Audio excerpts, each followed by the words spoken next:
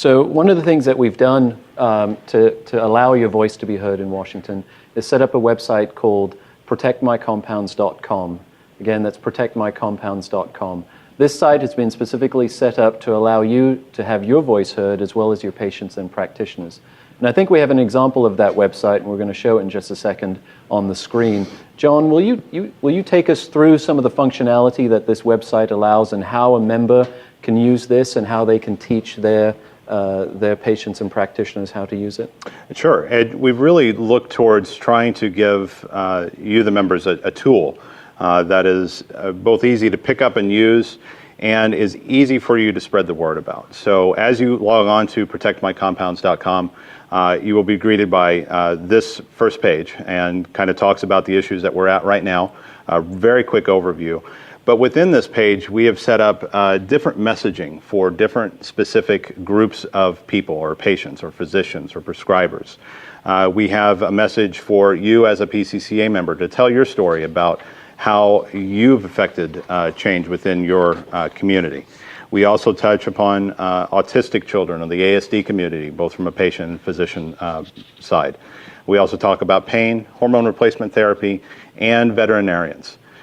So within this page, as you see on the screen, we've got these different messages ready to go and ready to be used for these specific groups.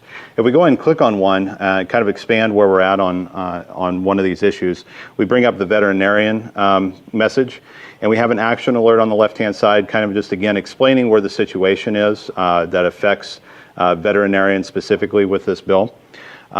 It shows then who the recipients for this message would be and guidelines for these particular groups to follow. And really what we're showing in there is to make sure that they put in a personal story and about how compounding has affected their life, their client's life, their practice, just anything that comes to mind about how compounding has benefited them. John, I'm assuming that the more personalized that is, probably the more likely it's going to be read and have an impact on someone. Most definitely. I mean, the impact will be greatly, will just have a greater effect on the people that receive the message when it has a personal touch to it. So if you scroll down a little bit farther, now we're seeing in the screen the message point. Both of the subject and the body fields within this are completely editable. So you can come in here and change the subject line to something that would be more personal for you. But most importantly, in the body, you can come in here and add in messages that talk to why compounds are important to you and your practice or your patients' lives. So you can come in there and add in information at the very end of it. You'll put your signature there at the bottom, and then as we scroll back up, you'll see fields here for an email and a zip code. This starts the process of identifying who your message needs to go to. The software vendor that we are working with this does a fantastic job of identifying where you live and who your senators are and in which district you live in that this message needs to go to for the correct representative in the House. So we'll put an email address in there, and we'll type in a zip code for PCCA. And we're going to hit continue. Now within this, we're going to get, most of the time we're going to get some additional information that's required. And this is actually a function of the senators or the representatives' offices actually wanting more information about you to ensure that, number one, you live in their districts or their state. And number two, just so if they need to contact you back, they've got additional information. So you'll enter your name and your address and some additional demographics. And then once you hit the send message, your message that you've typed in there will be sent to both of your state senators and the representative of which the district that you live in. So it's a very, very nice software system that we've partnered with here. Once you've also clicked the send message button, you will get an email copy of your message sent to you via the email address that you've already provided. So it's very, very simple, and that's the end part of this, is that this is a website you can point your patients, your clients, your prescribers to, and let them know that this is a very simple way, 3 to 4 minutes tops for them to fill out a message, and they can contact their representatives on Capitol Hill. And remember that depending on the senator, you may get an email that you have to reply to. That's key. Yes. Some senators will require a phone number, but that is important to remember, that you may have to go back to your email, maybe even your spam email, to get that email to verify you're actually the person that is emailing the Senate. Different senators have different requirements, so please pay attention to that. Yep. John, I've seen a concerted effort from the folks, one in the Senate, who are pushing out their intention, which I'm sure they do believe their intention is to just deal with sterile products and just deal with interstate commerce and just deal with non-patient specific prescriptions, that combination of things which is thrown out as the preamble to this bill. But we've seen that is not at all where this stops, and a lot of people are misthink that they don't really need to respond now because their compound isn't threatened through this bill, when in actuality, the scope of how the FDA has been given power, it does affect them. Yeah, most definitely. And we'll touch on some points a little bit later about that, of how the Senate bill currently is written, that it affects not only sterile compounding, to be sure, but also has its hands into non-sterile compounding. So just one more point to touch on this website. If you click on the Learn More part of the menu bar at the top, you're going to find some information that you can use to spread the word, mainly via your social media channels, but a lot of the information can be utilized on your websites. So under the tools that you can use, we have a patient handout that you can go to and print out and have ready to go for bag stuffers. You can, once we get done with this webinar, you can go to protectmycompounds.com, click on that link and start printing out bag stuffers for your patients. And then we also have some social media sample posts and some graphics that you can use within Facebook, Twitter, Google+, LinkedIn, whatever social media channels that you're on. So we highly recommend for you guys to reach out to your patients in that manner. This is going to be a way for us to kind of hopefully grow this message virally and get the word out over a much broader group of people. And we're already seeing that within our own Facebook efforts.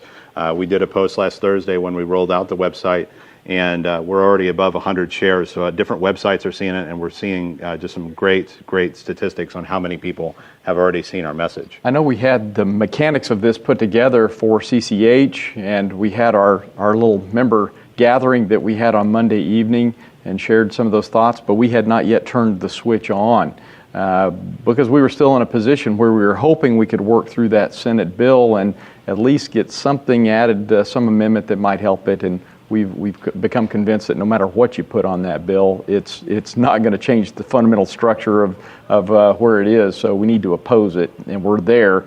So that means the switch is on? The switch is on. That's Any fantastic. messages that are put into the system right now are immediately going to the senators and representatives. Terrific. So, and to that point, if we go back to the Learn More page one more time, you'll find information there on the current Senate bill, the Senate 959 link there, and also a summary overview of S959 from the Senate.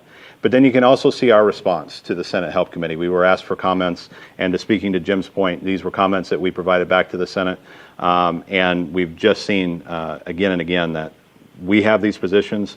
The Senate does not share those views or those positions, and we've come to a point now where we're at a fundamental standstill with the Senate Health Committee, and we just need to make an effort towards getting this bill defeated within the Senate. It's a philosophical disagreement we have about how to approach the problem. Right? Yes. Yeah. Yep. So just to touch on the social media aspect, there is a hashtag for both Facebook and Twitter. Yes. Protect my compounds. Hashtag protect my compounds. So go ahead and tag that. Definitely on Twitter. Facebook just started a new search option last Friday that actually does search through hashtags, much similar to the way that Twitter does. So you can actually now start hashtagging your status updates within Facebook with that hashtag, and it'll pop up as discussion points throughout Facebook. So it's a neat functionality. It just literally just hit Facebook on Friday. So the one thing I know about our members is that they're either really good at social media or they're novices. So if you're a novice, what resources does a member have if they have questions on how to post something, how to use Twitter to reach their customers? Yeah, if you need assistance in setting up Twitter and Facebook, there is a lot of information out on the internet about how to utilize these different channels, but we are always here to help you through that process. So we're going to help you kind of get you pointed in the right direction. We're not going to offer to go in and set up everybody's Facebook page if they don't already have one, but we can point them towards the resources. I thought you were going to say go to your kids and grandkids. Yeah, that too. You could do that. Well, one of the things that we say in our marketing class on Fridays is that you have the resources for social media in your pharmacy, and those are your techs. They're probably on social media when they're not working. So use those guys as your resource for social media. They know how to use Twitter and Facebook, use them to populate your site with this information. Yeah, So, a lot of our members are great at it. So yeah. We will touch one more point on, if we go back to the social media sample posts and graphics on the webpage. If we scroll down, we've got the timeline graphics that we've got there and images to share. But if we go ahead and scroll on down, we already have tweets that we've already composed and have ready to go. So it's literally just a copy and paste to your Twitter timeline, to your Facebook timeline, wherever you want to use it within social media. Please feel free to do so and utilize that resource that's on the website. So along with the materials or the information that John just talked about online, members are going to be getting a kit in the mail in the next week.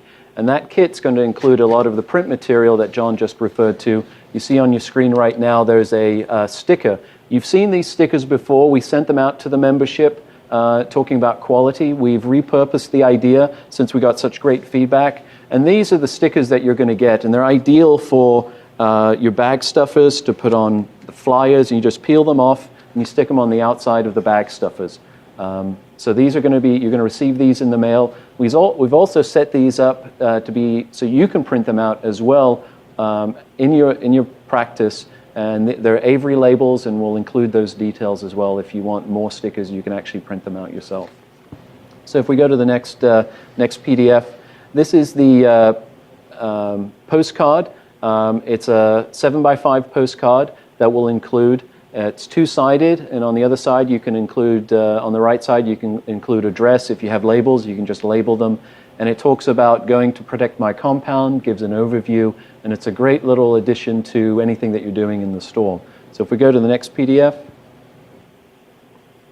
this is the handout that is actually available from protectmycompounds.com for downloading. Again, it's a great handout to put into a bag or have available by your cash register. So if we go to the next PDF, this is a window cling, similar to the window cling that you just received about PCCA, being a proud PCCA member. This is a window cling that you can put on. It is removable, and if you need more than just one, let us know and we'll send you extras. But it does have the protectmycompounds.com website on it. And one more PDF. This is the table tent, and I think we actually had a question come in about this. This is the table tent right here. And this is two-sided, so it has information on the back and the front. And this is ideal to put right next to your cash register. It sparks a conversation or a question from your patients. And again, we'll be putting a few of these into the mailer that's going out to membership this week. So lots of different resources that you can use. If you have ideas or questions, please let us know. We're always looking for input. But we will be sending these out, like I said, in the next week. So make sure that you watch out for it. It is important information that you can use to promote the Protect My Compounds website. And we do have an additional resource that we just got finished putting together yesterday. We do have patient testimonials about how compounding has affected their lives, and that's going to reside at youtube.com/protectmycompounds. And we'll be working on providing links to that specific YouTube channel from Protect My Compounds. We'll be using that in our social media efforts. So you're going to find that around at various places. But if you want to take advantage of that now, again, it's youtube.com/protectmycompounds. Yeah, those are some great videos on how compounding has affected either a person's life or from a practitioner's point of view, how it's affected their patient lives. And those are great to embed. And also, if you have a story, we ask you to submit a story on YouTube and post it to our YouTube page. And then we'll use that to tell the greatest story of what compounding can do for us as patients.